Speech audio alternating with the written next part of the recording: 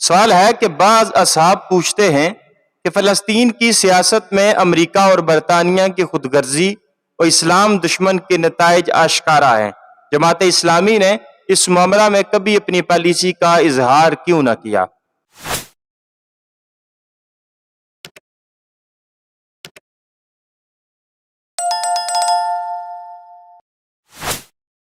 جواب ارشاد فرماتے ہیں، ہم وقتی مسائل کو اتنی اہمیت نہیں دیتے کہ اپنے اصل کام کو چھوڑ کر ان کے پیچھے پڑ جائیں۔ ہمارے نزدیک برطانیہ اور امریکہ سخت ظلم کر رہے ہیں۔ ہم سمجھتے ہیں کہ فلسطین کے معاملہ میں انہوں نے بے انصافی کی حد کر دی ہے۔ اہل فلسطین سے ہمدردی کرنا ہر انسان کا انسانی فرض ہے، اور مسلمان ہونے کی حیثیت سے ہمارے لیے یہ فرض کئی گنا زیادہ سخت ہے کہ ہم اپنے مسلمان بھائیوں کے ساتھ ہمدردی کریں۔